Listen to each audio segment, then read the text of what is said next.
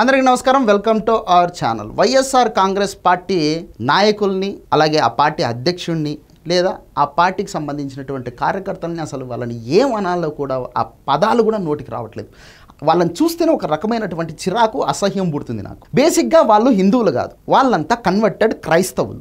వాళ్ళ ధర్మాన్ని వాళ్ళు పాటించి సావచ్చు కదా. ఏం రోగం, ఏం పొయ్యే కాలం, ఎందుకు జనాల దగ్గర అనవసరంగా లేనిపోని పనికిమాలిన పనులన్నీ చేసి తిట్లు తింటారో నాకైతే అర్థం కావట్లేదు. ఇప్పుడు వాళ్ళు క్రైస్తవులుగా ఉంటే ఎవరైనా కాదన్నారా, వద్దన్నారా? లేదంటే హిందువుల ఓట్లు మేము వెయ్యం పోండి మీకు క్రైస్తవులు, కానీ హిందువులు ఏమన్నా అన్నారా? లేదు కదా. ఎందుకు ఇలా చేస్తారో నాకు అర్థం కావట్లేదు. జగన్మోహన్ రెడ్డి గారు ఫక్తు క్రైస్తవుడు, ఆయన భార్య క్రైస్తవురాలే, అలాగే వాళ్ళ కుటుంబ సభ్యులు క్రైస్తవులే. ఇక్కడ ఎవ్వరూ కాదని చెప్పలేరు. కానీ వీళ్ళు హిందువుల ఓట్ల కోసం అని చెప్పేసి, వాళ్ళ రాజకీయాల కోసమని, వాళ్ళ రాజకీయ లబ్ధి కోసం అని చెప్పేసి హిందుత్వంలోకి వచ్చినట్టు, హిందువులుగా మారినట్టు హిందువుల యొక్క ముసుగుని వేసుకొని హిందూ ప్రజల్ని, హిందూ ధర్మాన్ని మోసం చేసేటటువంటి పరిస్థితి. గత 5 సంవత్సరాల్లో జగన్మోహన్ రెడ్డి గారు ముఖ్యమంత్రిగా ఉన్నారు. ఏనాడైనా సరే ఆయన సతీ సమేతంగా తిరుమల వెంకటేశ్వర స్వామి గుడికి వెళ్ళింది మనం చూసామా? సతీ సమేతంగా ఆయన ఏనాడైనా సరే శ్రీశైలం మల్లన్న టెంపుల్కి వెళ్ళింది మనం చూసామా? సతీ సమేతంగా ఏనాడైనా అన్నవరం వెళ్ళింది మనం చూసామా?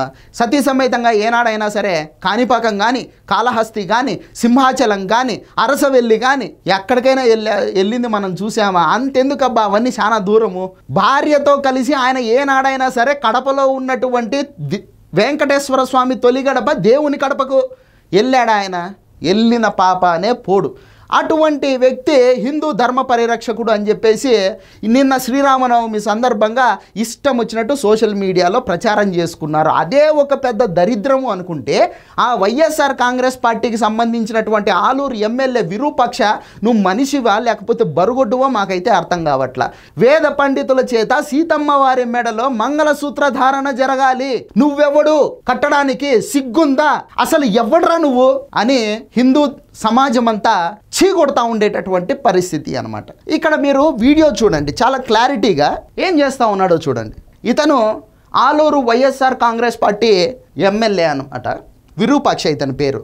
అసలు ఇతనెవడు సీతమ్మ వారి మెల్లో మంగళసూత్ర ధారణ చేయడానికి? అసలు నీకేం అర్హత ఉంది?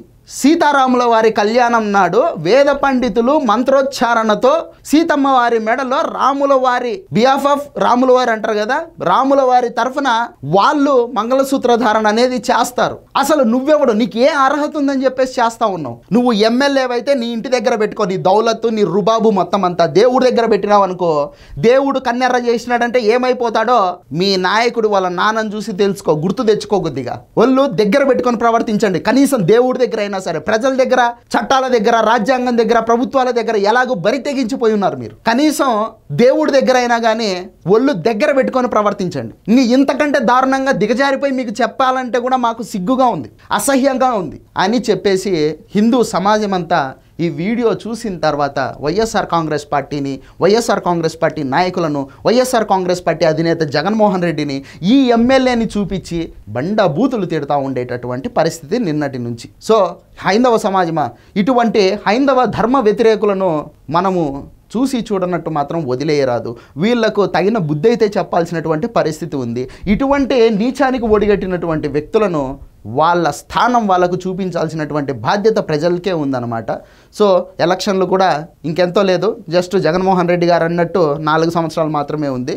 సో ఇటువంటి వాళ్లకు సీట్లు ఇచ్చి అసెంబ్లీకి తీసుకొచ్చినటువంటి జగన్మోహన్ రెడ్డి లాంటి అన్యమతస్తులకు వాళ్ళకు చూపించవలసినటువంటి స్థానాన్ని మనం ఖచ్చితంగా చూపించి తీరాలి అని చెప్పేసి కూడా హైందవ సమాజం తోటి హైందవులకు చెప్తా ఉండేటటువంటి పరిస్థితి. ఇది వీడియో. ఈ వీడియో నచ్చితే లైక్ చేయండి, సబ్స్క్రైబ్ చేయండి, షేర్ చేయడం మాత్రం మర్చిపోవద్దు. Thank you.